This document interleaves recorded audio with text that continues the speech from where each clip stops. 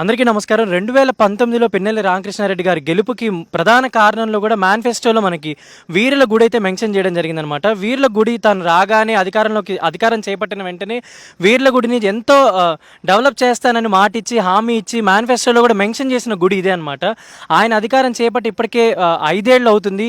కానీ ఎలక్షన్స్ కూడా వస్తున్నాయి. కానీ ఇంతవరకు కూడా దీనికి వెళ్ళి అసలు చూసిన గత అయితే కూడా లేదనమాట. ఎంతోమంది ఇక్కడికి చాలామంది భక్తులు మన రాష్ట్రాల నుంచి తరలిస్తుంటారనమాట.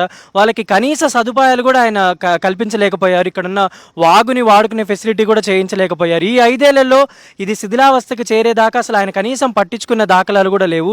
2019లో ఏదైతే ఆయన మేనిఫెస్టోలో మెన్షన్ చేసిన గుడిని మనం చూస్తున్నాం అనమాట. ఇక్కడ పీఠాధిపతులకు కానీ వచ్చే వాళ్ళకి కానీ అసలు భోజన సదుపాయాలు కానీ వసతులు కానీ ఇంకా అన్ని ప్రొవైడ్ చేస్తానని ఎంతోమందికి హామీ కూడా ఇచ్చాడనమాట.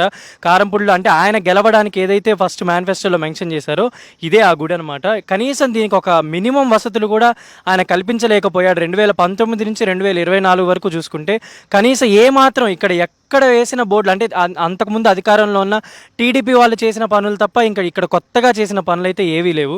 ఇక్కడ వీటి గురించి మిగతా విషయాలు కూడా ఇక్కడ నాయకులను అడిగి తెలుసుకుందాం మనం. అన్న చెప్పండి, ఇది అంటే దీన్ని కూడా డెవలప్ చేస్తానని చెప్పారు కదా, మరి 2019లో వాళ్ళు ఇచ్చిన హామీలు దాని ఎన్నో ఇచ్చాడు మొత్తం రామకృష్ణారెడ్డి. దాంట్లో ఇది చరిత్రలో నిలిచిపోయిన ఏర్ల దేవాలయం.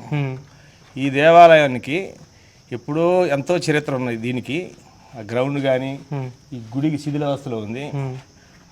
మందిరాలు కానీ ఆ బయట పార్కులు కానీ ఇప్పుడు కనపడే ఇవన్నీ కూడా రామకృష్ణారెడ్డి కాకుండా టీడీపీ హయాంలో జరిగినాయి.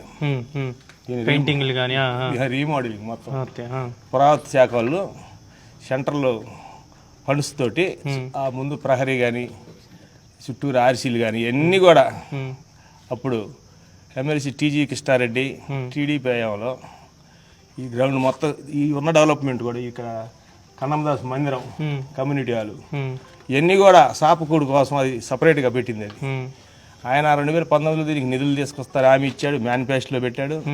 అది ఇప్పటికీ అమలు కాలేదు. అమలు కాకపోగా దీన్ని పట్టించుకోలేదు.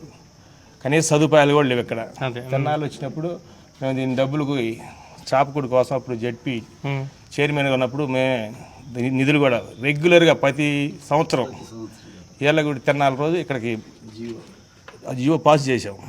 అదేవిధంగా మండల పరిషత్ నుంచి కొంత డబ్బులు, స్థానిక సర్పంచ్ నుంచి కొంత డబ్బులు, ఆ డబ్బులే ఇప్పుడు తిన్నాలప్పుడు ఉపయోగపడుతుంది. కానీ ఈ 5 ఏళ్ళలో ఈయనైతే దీని శూన్యం మొత్తం చూస్తున్నారు కదా, ఎక్కడంతా శూన్యం. మట్టి కూడా లేదు. ఘాట్లు వాళ్ళు ఎక్కడి నుంచో ఎన్ని జిల్లాల నుంచి వస్తారు ఇక్కడ మొత్తం వీరాచారులు వాళ్ళ వంశీకుల ద్వారా వీరుల ద్వారా వంశపారంపరంగా వాళ్ళందరూ ఇక్కడికి వస్తారు. కనీసం వాళ్ళు పనుకోవడానికి సదుపాయాలు ఉండవు. వాళ్ళు తెచ్చుకున్న బలంలోనే లారీల్లో ఆటోల్లో పనుకొని పాపం 3-4 రోజులు కూడా బాగా ఇబ్బంది పడతారు. ఆ నీళ్ళల్లో అది కూడా నాగులేరికి మేము అప్పుడు పైప్ వేపిస్తే ఆ వాటర్ వస్తున్నాయి. మా టైంలో కనీసం సవర్లను పెట్టించాము పెద్ద పైపులు వేసి స్నానం చేయడానికి ఇస్తుంది. కనీసం స్నాన ఘట్టాలు ఈ ఫ్లోరింగ్ మొత్తం కూడా అప్పుడు వేసిందే. వాళ్ళు వెనక ఆ గదుల్లో పనుకుంటారు పాపం కొంతమంది. ఎక్కడ పడితే అక్కడ సాపలు వేసుకొని పట్టలు వేసుకొని 4 సార్లు గెలిచి ఇప్పుడు జనం ఎక్కడ తిరస్కరిస్తారని ఇంటింటికి పోయి ఈ చేతులు కాదు కాళ్ళు అని బతిలాడుకుంటున్నారు. అభివృద్ధి చేస్తే ధైర్యంగా ఉండాలి కదా, ఎక్కడ అభివృద్ధి లేదు.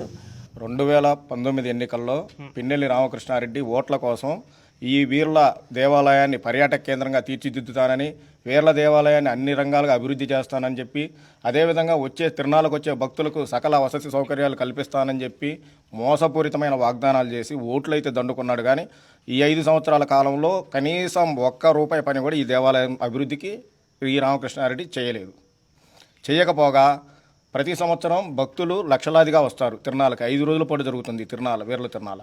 లక్షలాదిగా భక్తులు వస్తూ ఉంటే రాష్ట్రం నలుమూలల నుంచి వాళ్ళకి కనీస వసతి సౌకర్యాలు కల్పించడం కూడా చేతగాని అసమర్థ శాసనసభ్యుడు ఈ రామకృష్ణారెడ్డి. తిరునాళ్ళు వస్తుందంటే గతంలో తెలుగుదేశం ప్రభుత్వం అధికారంలో ఉన్నప్పుడు తిరునాళ్ళు వస్తుందంటే ఒక 20 రోజుల ముందునే సమీక్ష చేసుకొని అధికారులను అప్రమత్తం చేసి అధికార యంత్రాంగాన్ని అన్ని విధాలుగా వసతి సౌకర్యాలు భక్తులకు ఎలాంటి ఇబ్బంది కలగకుండా సకల ఏర్పాట్లు చేసేవాళ్ళం. కానీ ఈ 5 సంవత్సరాల్లో మాత్రం తిరునాళ్ళకి ఎలాంటి సదుపాయాలు కల్పించకుండా వచ్చిన భక్తులు తీవ్రంగా ఇబ్బందులు పడ్డా కూడా పట్టించుకోవడం పాపాన పోలేదు అధికారులు. అది ఈ రామకృష్ణారెడ్డి చేసిన నిర్వాహకం. గతంలో ఏం చెప్పాడు ఈ రామకృష్ణారెడ్డి? ఈ వీరుల తిరణాలని రాష్ట్ర పండుగగా నిర్వహిస్తానని చెప్పి మాట తెప్పాడు. రాష్ట్ర పండుగగా కాదు, కనీసం అన్నదానానికి చాపగూడు బ్రహ్మనాయుడు గారు ఆ రోజు చాపగూడు సిద్ధాంతాన్ని ప్రవేశపెట్టి కులమతాలకు అతీతంగా ఇక్కడ అందరూ కలిసి సహపంక్తి భోజనాలు చేయాలని చెప్పి ఆ కార్యక్రమం పెడితే తెలుగుదేశం ప్రభుత్వం హయాంలో జడ్పీ నిధుల నుంచి, మండల పరిషత్ నిధుల నుంచి, పంచాయతీ నిధుల నుంచి డబ్బులు తీసుకొచ్చి ఇక్కడ చాపకూడు పెడితే ఈ 5 సంవత్సరాల కాలంలో చాపకూడు కూడా ఏదో ముక్కుబడిగా చేశారు తప్ప చాపకూడు కూడా కనీసం సౌకర్యాలు కల్పించాలి వీళ్ళు.